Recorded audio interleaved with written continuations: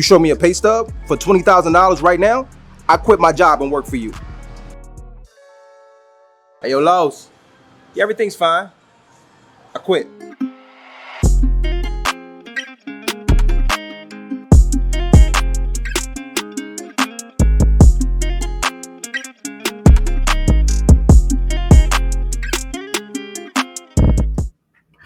All right, another daily stand-up. I'm Dominique Holiday, CEO of Holiday Systems Inc., business scaling specialist, and I'm here with my good friend, my brother. I was the best man at his wedding, Art Musa. What's up? What's up? Tell How y'all doing? How you doing, man? Shoot, man. I'm good. I'm good. Long day at work, but we back at it. Facts. Hey, man, it ain't never over. Yeah, never. Always working. Heck yeah. I love it though, man. I love what I do, so I don't feel like work. Not really. So speaking of what you do, tell everybody what you do and how you got here. Mainly, man, I feel like I'm just a content creator, an artist at my core. Actually, I was able to work with this guy named Mr. Beast, who was in YouTube. Worked for him for like 2.5 years, and that kind of springboarded me into the space of just social media and content creation. Allowed me to like have his name on my resume, and him being so successful just allowed me to kind of take my pick and work with who I wanted to work with. I had a short stint at a place called Blue Pack. They actually was a commercial company.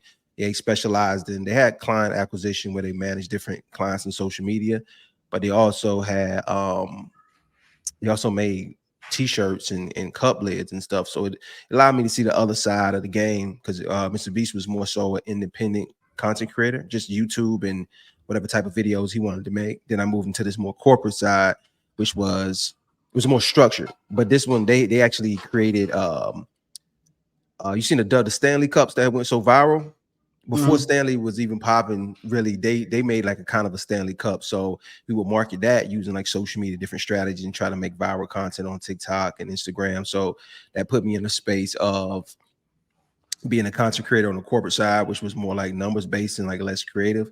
So once I got my taste working with Mr. Beast for them 2.5 years, and I worked with his company, I think for almost 1.5 years, I kind of wanted to venture out on my own, kind of seeing both sides of it.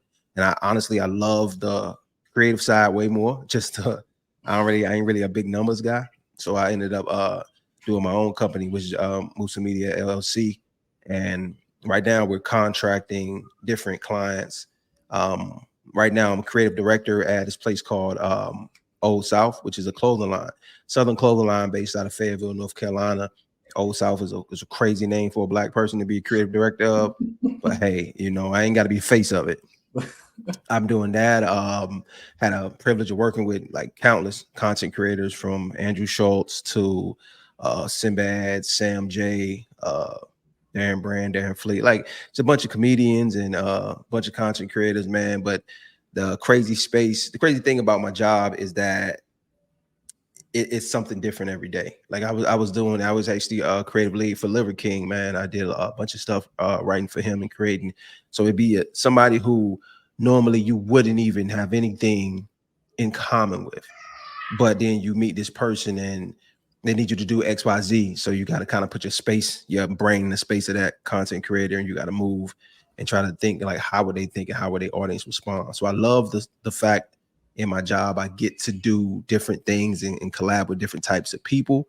But at the end of the day, the hardest part about it is that it's never a set goal. I feel like with a doctor or a teacher or anything you would go to college for, and the blueprint to success is kind of laid out. It's hard. I agree. It's not an easy thing to do to get your doctorate or get your master's or whatever, but you know, you need XYZ as far as these classes and this type of thing to get to the finish line, and then you're a doctor. But as a content creator, it's a constant learning. There's no specific thing you need to have to guarantee your success as a content creator, and people can put a finite number on. You have to be creative. You have to be different. You have to keep learning. You know, it's more of a X factor, which they like to say in Hollywood, that one thing that makes them special. But I feel like it's just hit or miss, man. You throw something against the wall. If it stick, you keep doing it. If it don't, you make adjustments. Yeah. Well, we call that and my corporate side of doing things is agile. You got to be agile. You think about Yeah, agility.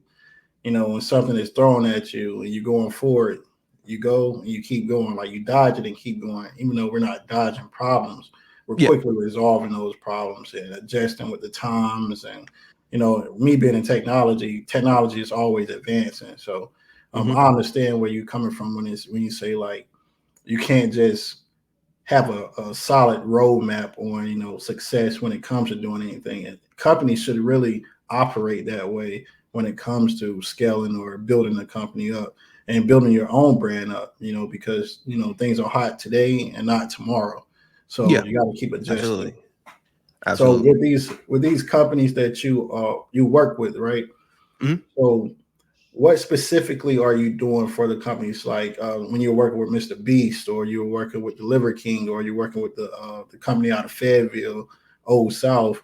What are you doing for these Like, companies? creative director is just basically I would take their company and I would try to get the brand's voice or whatever, just from a quick breakdown or whatever, and from talking to whoever represents the company. Hopefully you would talk to the person who had to create it and you didn't get a third person, kind of hear a little bit about them. Then you basically off to the races. I'm on my own, which I love the fact that I get to be on my own. Okay, this is what this company represents. This is what they stand for. So I step back into my own creative space and I create from that knowledge, which I absolutely love. Like Mr. Beast wants to, oh, he has he wants to, revel in philanthropy. I want to do things that are for people, but I also want to do these huge spectacles that people have never seen before in the YouTube space, like building the world's tallest chocolate tower, whatever it is at that said time. So you would take, okay, how can we 10x something, and then you present that, then how can you 10x it some more? You know what I mean? Because that's basically what he wants to do. Like whatever your imagination, stretch it to its limits and then go a little bit further to try to hit that mark of, okay, this is barely feasible. Like we can barely do this in even in the physical space of existence. You know what I mean? Like top, like mathematically, certain things can only be so tall or so heavy or so big before they just implode on themselves. So he wants to get to that very limit of reality. So that's the space that you're creating from when you're dealing with him. You know what I mean? And Old South is something that want to stay true to their roots. My thing is, as a creative director, I'm like the final stop before you hit the corporate structured part of business. Like the creative side of it, I'm like at the top of that. And I revel in that because it allows me to be a kid at play. I normally get super stressed out when things are too structured, and then what calms my anxiety in life and in my business and in personal anything that I do is the fact that I approach it with a let's just play and see what we can create. I try not to take things too seriously. I try to make mistakes and learn from my mistakes, and that way I can hopefully stumble upon something new that they haven't seen before. So that's basically what I do. You introduce your company, you tell me what you guys are all about, and I step inside my creative space and I try to present something that aligns with your ideals and your vision for your company, but also something innovative that hopefully people can resonate towards. Resonate. Yeah. So that makes sense because as well, I know, but you can tell the people more about it. But you are a comedian as well, Yeah, yeah, and yeah, that journey has been I've been right there with you on that yeah, yeah, on for that sure, man. journey. From the So back bars to the convention centers, bro. It's been a so do you journey. think that helped you being a comedian and being able to find laughter when others are stressed? Do you think that helped you out with being in the business that you're in right now? Yeah, mainly because if you look at marketing, man, comedy is such a big part of people using comedy to for conversions. Like if you look at the Super Bowl, like the biggest ads that you watch in the Super Bowl are normally have a comedic level to whatever it is, whatever they're trying to sell, because they know for some reason humor helps things convert. So that's a great part of. I'm blessed in that space of being somebody who enjoys trying to bring a comedic element to something. But I love comedy, but comedy gets serious when you get into the business space of it. And again, it's hard sometimes to be funny if you're in these certain, you're confined by certain things you can and can't say.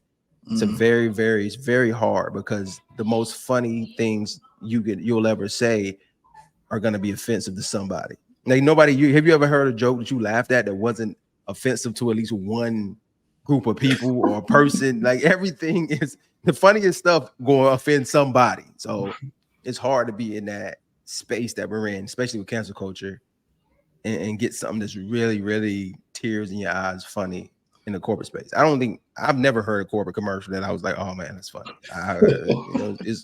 I get what you were trying to do, but nah. So when you go into a company and they want you to, be yourself, do they have Nah, guardrails on, don't they don't say want this, don't say this, don't say that, don't say this, don't do this, and then they release you until like, okay, now go work. Does that ever happen with you?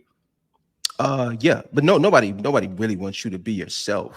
Like, nobody I don't think I don't think in any type of corporate environment anybody really wants you to be yourself. I think that's just a cliche thing to say, but I mean, you're still operating in a professional space. Like, I don't think the way I think, I'm always gearing it towards, okay, how is this digestible to whatever situation I'm presented with?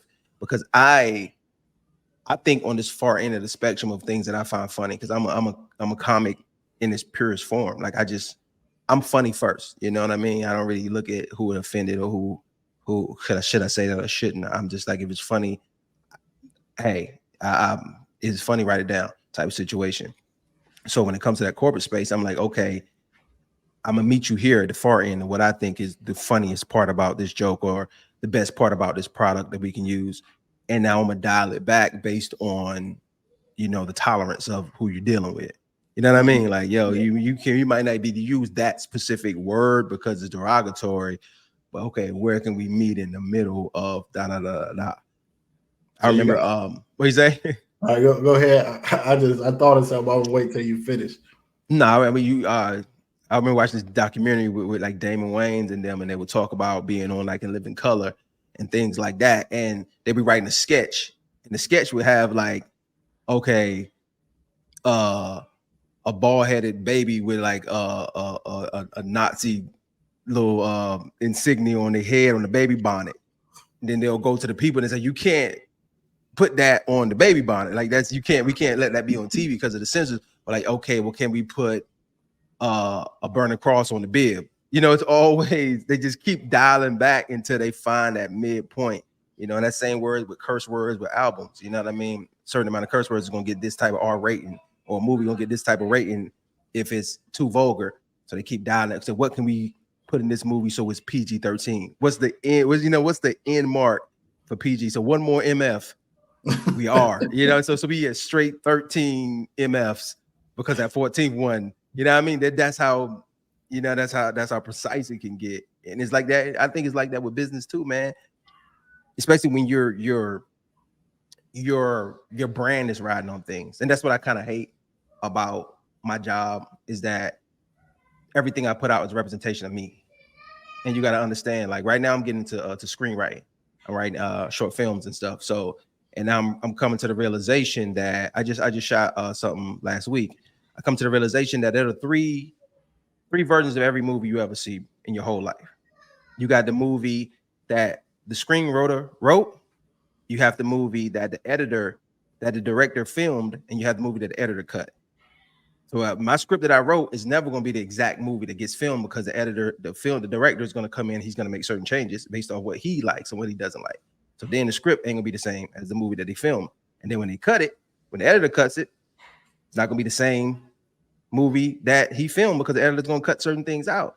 And that's basically what it is being a content creator, being a creative director. What I mainly put on that page to be like, yo, this is what we need to do to converge our buyers or prospective clients. But it's always going to be a push and pull. The boss might say, take this out. The censors might say, take this out. The director going to take this out. So it's just, that's frustrating. That's like me telling you a joke and you tell it and it's not funny, then you come back to me and say it's not funny. And I'm like, yo, I didn't tell you to tell it like that. You know what I mean? That's basically and that's frustrating. That's very frustrating but I'm coming to terms with that, and I'm trying to let go of the reins of being the Tyler Perry of the industry. And when you see people like Tyler Perry who write, produce, film, and edit their own stuff, that's why. You see a Donald Glover who he wrote it, he produced it, he directed it, he cut it, and y'all be like, oh man, he's selfish. Nah, he's not selfish. He just wants his vision to be his vision. And anytime you hire anybody outside of yourself, you run that risk of them tweaking it. Yeah. Tweaking it, man. And it ain't about the money anymore. Once you get to a certain level in this industry, once you get monetarily comfortable, it's more about, yo, am I giving you the art that I want you to have? And I don't want to compromise my vision. That's more important than money, because money is infinite. Honestly, if you're ready to put the work in, me and you have conversations a lot about different business ventures, but it's nowhere in the world me and you can pursue every single thing we want to pursue. Right. It's money everywhere, bro. Like, money is the easy part. That's the sad thing that most people don't realize. You only need college. Like, YouTube is the single most greatest invention of our generation. I was born in the 80s. University. YouTube is like, it's nothing that it's rarely, if you're broke, it's something on YouTube that can teach you how to make money. Promise you. I'm looking into the camera right now. If you're poor and you have an internet connection, it's your fault. It's your fault. I'm sorry. And I'm not talking about being no content creator or doing TikToks or nothing like that, bro. It's something you could do. Trust YouTube me. is like the new library. Absolutely.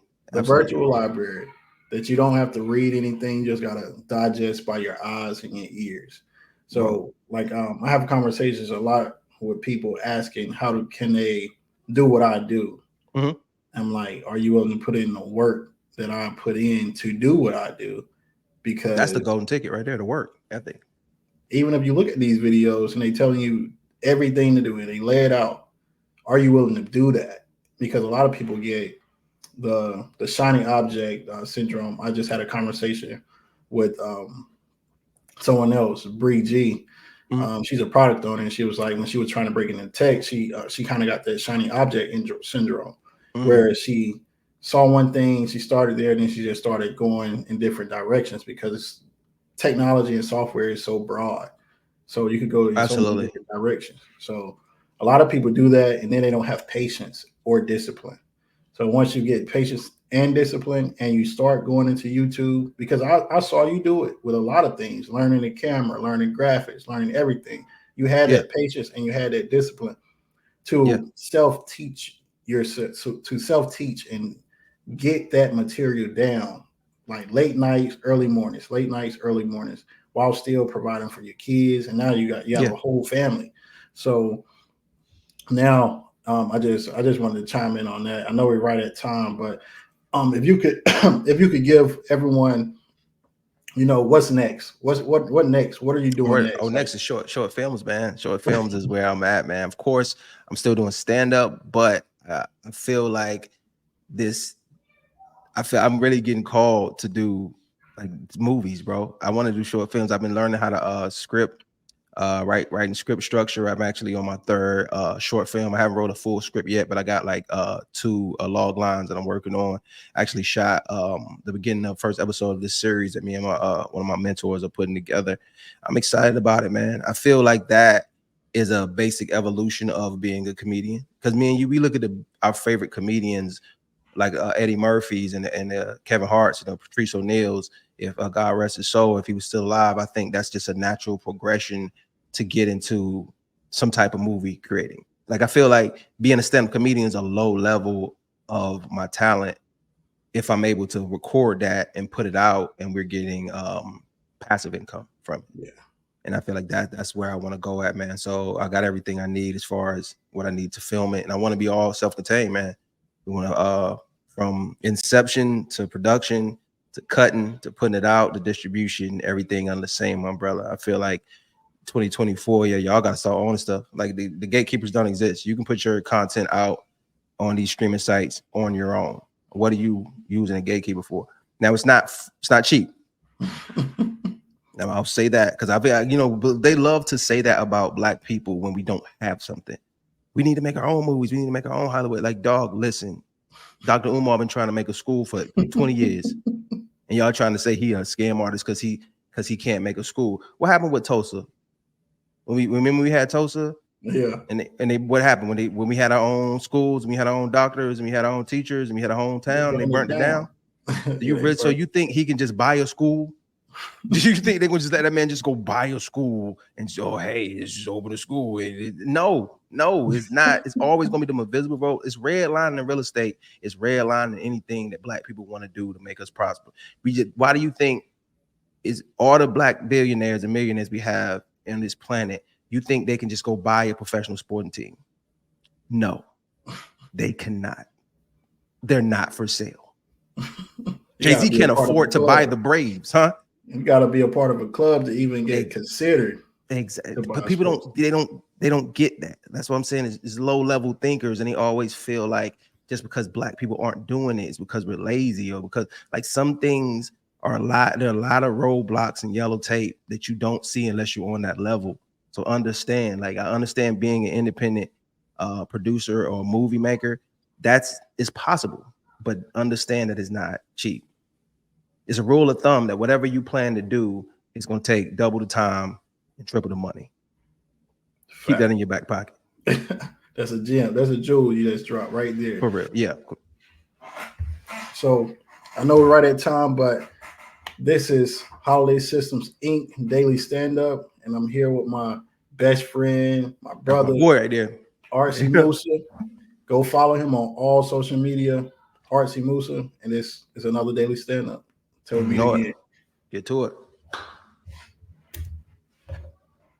Bring them out, got that nigga slang. Too much money and power.